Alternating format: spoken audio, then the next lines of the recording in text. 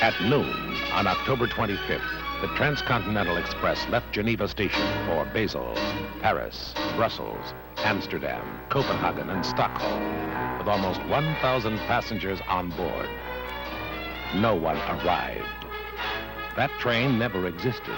The events of that journey never happened. But they are the basis for a terrifying new movie, a story that could happen tomorrow to anyone, to you.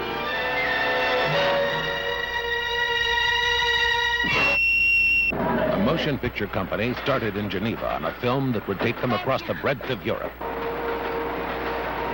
The new film stars Burt Lancaster, Sophia Loren, Richard Harris, Ingrid Tulin, and Lionel Stander. Now listen carefully, Doctor. There's a plague carrier on that train. Pneumonic plague. Attention! Attention, please. You have all been exposed to a highly contagious, communicable disease. In a dark and eerie rail yard, the motion picture crew worked for 130,000 grueling man-hours during 5 consecutive nights to capture on film a critical sequence of events. As armed personnel board up the train, the fate of almost 1,000 passengers is sealed forever. Arrive in Geneva Station by noon tomorrow. Trains have always captured man's imagination. Throughout the world, legends of romance and adventure were bred about the sleek, shining monsters. Songs, books, poems, and plays made the haunting wail of an engine whistle the symbol for mystery and intrigue. Devouring the twin ribbons of steel upon which it rode, the train was a fast, efficient method of transportation, a way to relax and vacation in safety and comfort. But sometimes that journey became a headlong race with the terror and suspense of a train hurtling toward disaster. Now this story becomes the basis for a new motion picture, The Cassandra Crossing. Richard Harris talks about the new film. When you have a group of glamorous people confined together in a train, you know, going through Europe, which itself is glamorous, and then you have a tragedy striking, and these people are unfolded to you slowly in a movie.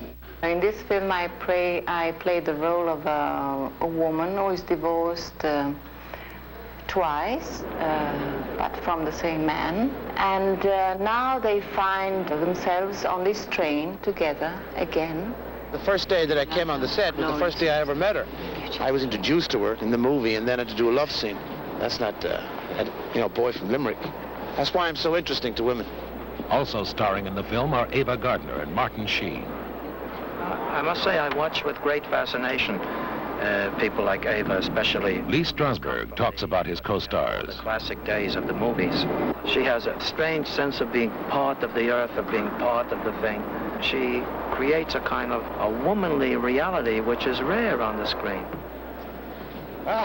O.J. Simpson talks about his new career as an actor. Captain of the football team, I think it's sort of like being a director in a way, but probably not as intricate. I'm just trying my best to be as finer actor as I can possibly be. I'm trying to learn about the profession, and I find, especially when I spend a little time with Lee Strasberg here, that I have an awful lot to learn. I watch him with great fascination because he has something which, of course, you don't get simply from training or from work. He has a marvelous personal quality which comes over and which is very wonderful when you have that. Crowds of passengers board the Transcontinental Express, unaware of the terrifying fate that lies ahead. The filmmakers use authentic trains and locations throughout Switzerland. Director George Cosmatos tells about making the movie. To find the real locations, the best locations, we travel through the whole of Europe, thousands of kilometers. And the interesting thing about trains is that you travel through the whole of Europe and all the climatic conditions change and the scenery changes continuously. To shoot trains in Switzerland is very tough because they have the greatest network of train movement in the world. That's one of the reasons I picked Switzerland as the basis of the story, and also because Switzerland is the place of international health. I played the part of a colonel who is enclosed in a small, as you might call, a war room, while he's directing the activities of certain people outside of it. We've got a helicopter hovering above the train. I want you to get the man off. The helicopter stuff, which is 2 helicopters in a train rushing towards a tunnel and a sheer rock. And since I didn't trust anybody to do any second unit, I shot it myself, which was very tough and very dangerous because we had electric wires that we could hit. We have a bridge in Iran near the Russian border, which is no man's land, which is very incredible. We can bring them into Yanov over the CASSANDRA bridge, what they call the Cassandra crossing. Cassandra crossing. It's unsafe. It's a disused line that was closed down in 1948. Any passengers attempting to escape from that train must be stopped, shot, and killed. I want this train stopped now. Even though I realize that I do have certain physical attributes that I could use as advantages in acting, I try to avoid parts that would exploit me athletically.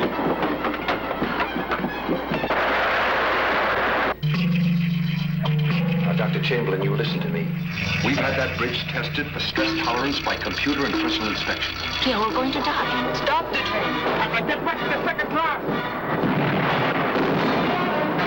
With the help of an army of special effects experts, a distinguished cast including Sophia Loren, Richard Harris, Ava Gardner, Burt Lancaster, Martin Sheen, Ingrid Tulin, Lee Strasberg, Ann Turkel, and O.J. Simpson are creating the ultimate in terror and suspense, a nightmare that never stops.